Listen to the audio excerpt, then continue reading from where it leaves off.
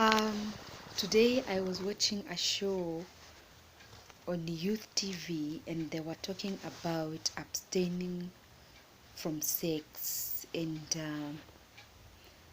they were sharing on how young people can be able to abstain from sex before marriage.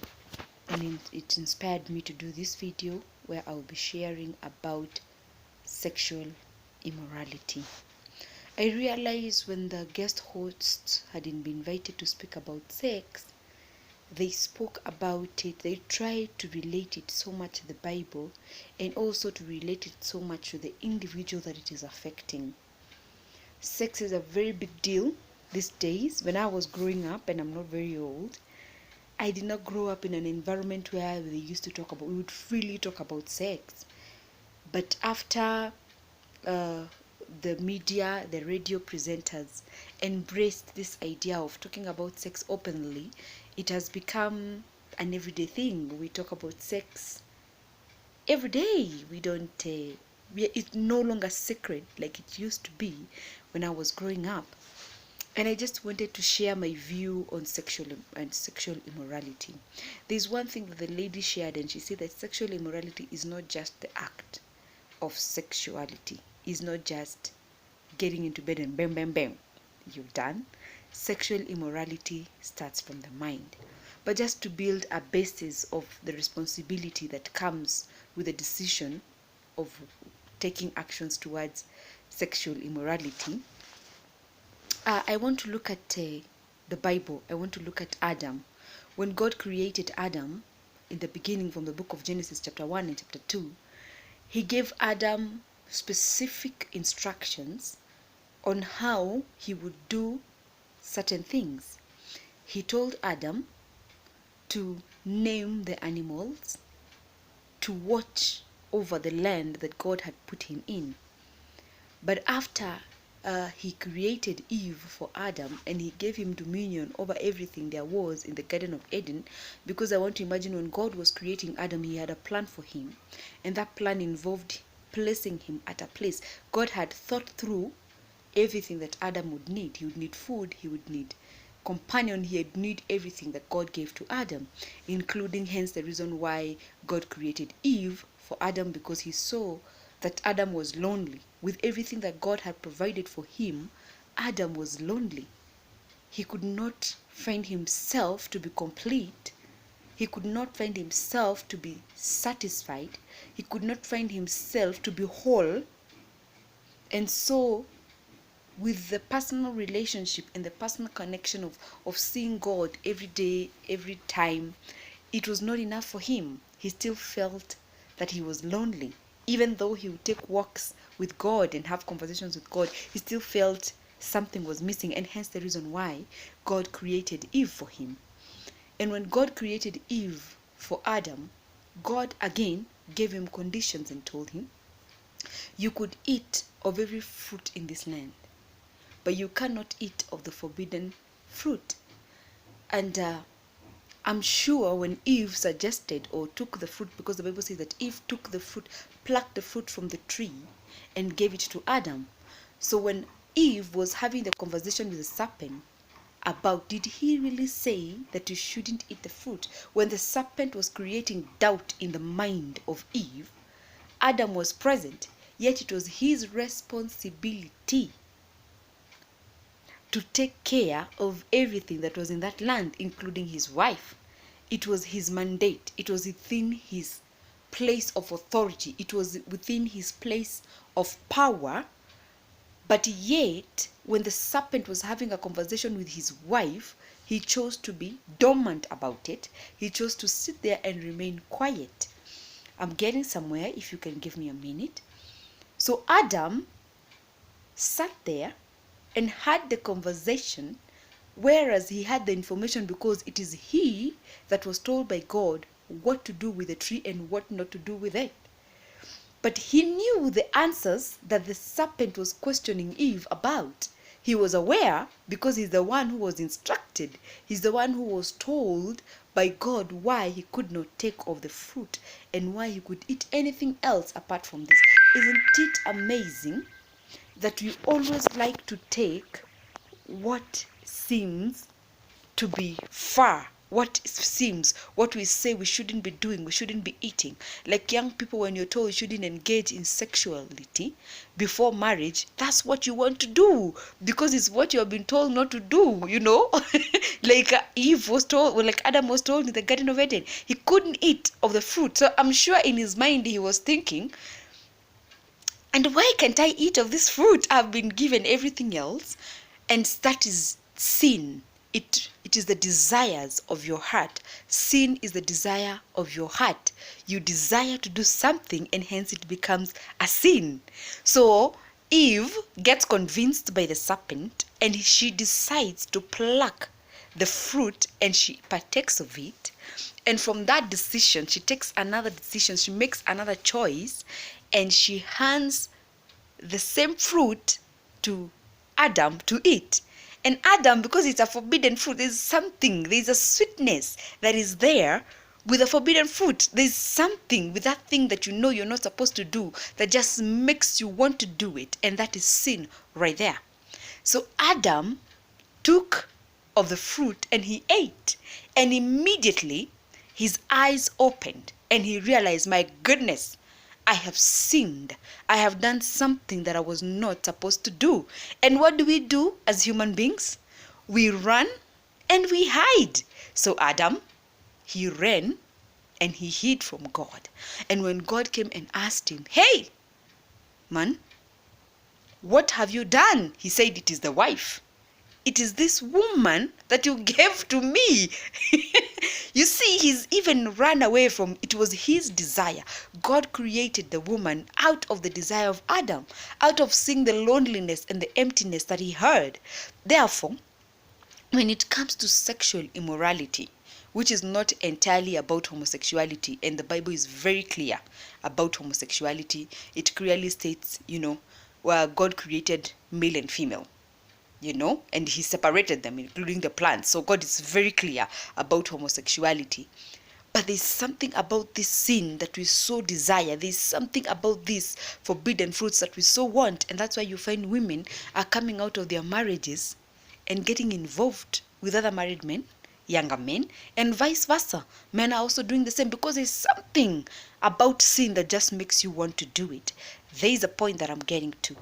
When Adam made this decision to eat the fruit of which God had forbidden him from eating, he made sin automatic to man because he was the first being to be created by God. And from him, all of us come from him. It became automatic for us to sin. Okay? It's no longer a conversation of, do I sin? Do I not sin? It became, we are born in it. If Adam had thought about it for a minute, I want to imagine, the serpent and Eve were having a conversation about eating the fruit. If Adam had come in and said, but God said that we shouldn't, why would we want to eat of this particular fruit, the one that we've been forbidden, yet we can eat anything else? If he had thought about it, if he had thought about the repercussions of that action, what would it mean for his generations to come? What did it mean for the rest of us? Then I would like to imagine that he would not have done it. Okay? So whenever you find yourself in a position where you feel the need to compromise, you know that you shouldn't be engaging in sexual activities if you're not in marriage. And if you're in marriage, you know that you shouldn't be having a sexual relationship with somebody who is not your spouse.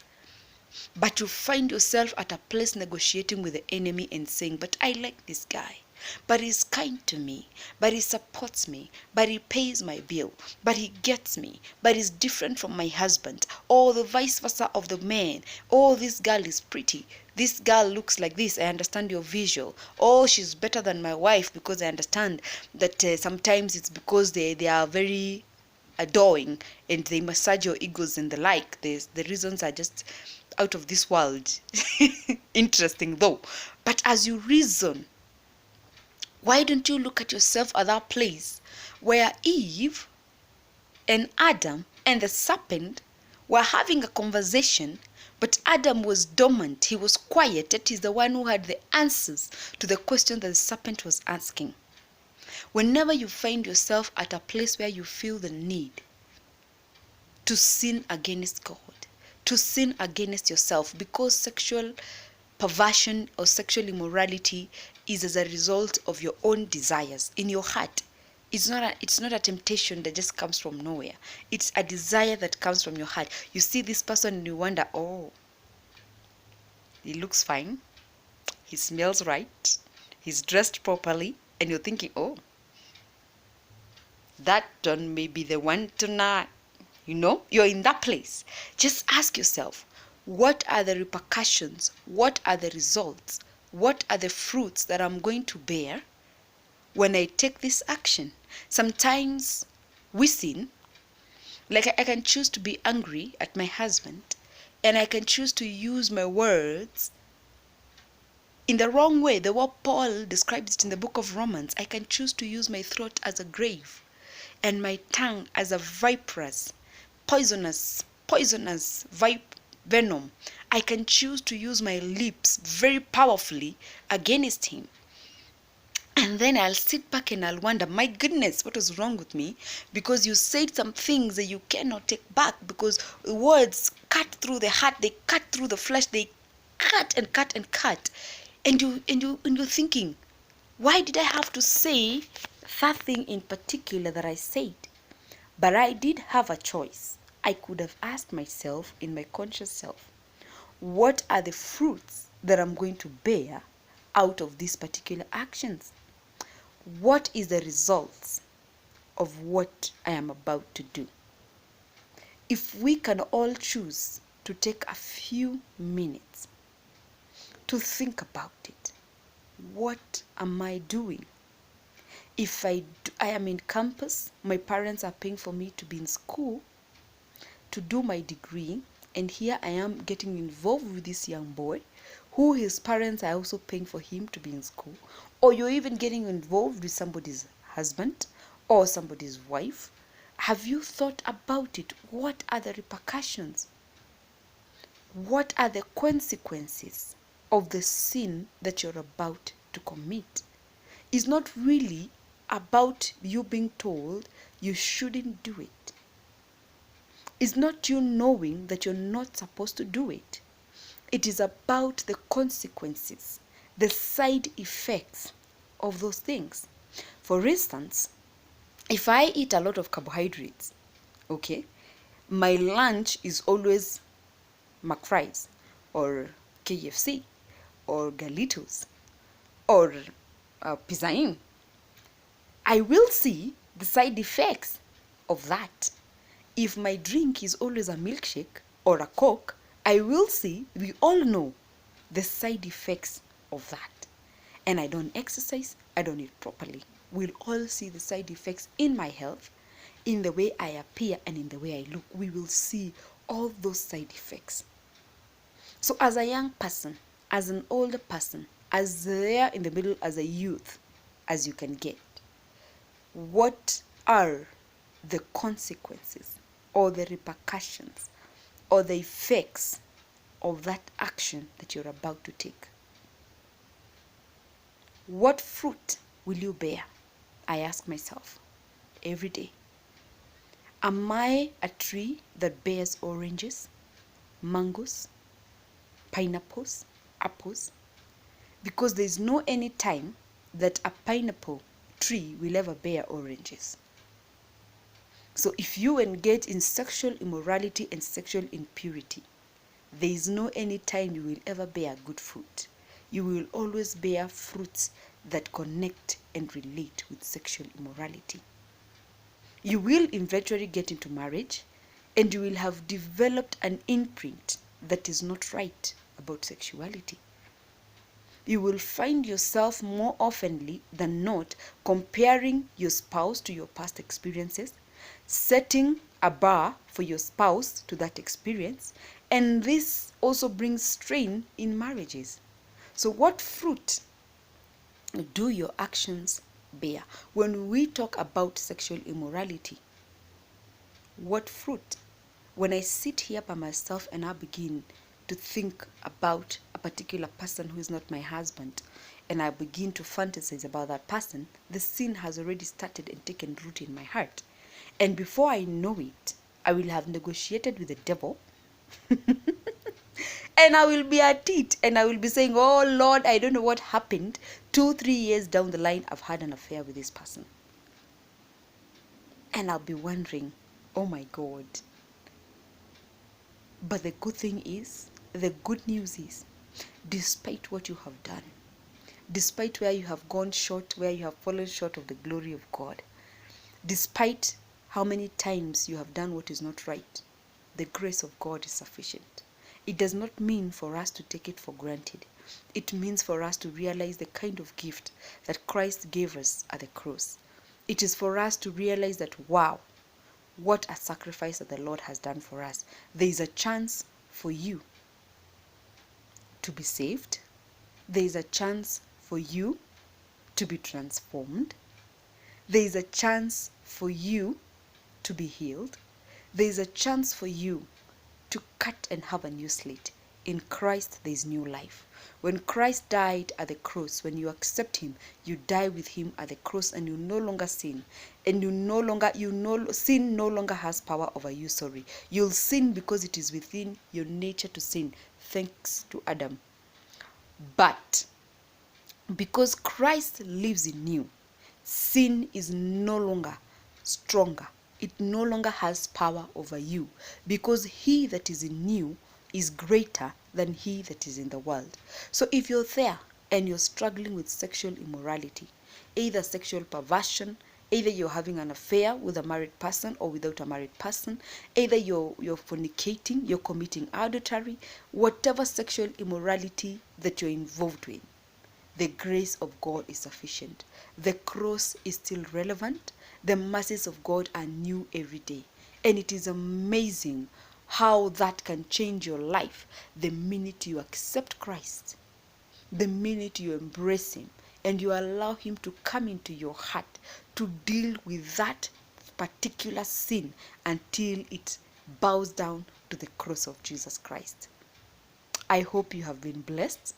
My name is Nyokabi Kamau. I have a ministry that is called Marriage Connect.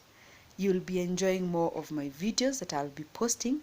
I will try to be doing 20 minutes of the audio. I know it's long, but I'm hoping to be doing 20 minutes and to be posting. Welcome to Marriage Connect. Thank you so much for joining me. In case you have any questions, please feel free to ask them. I'm available. I will answer them, and God will bless us together.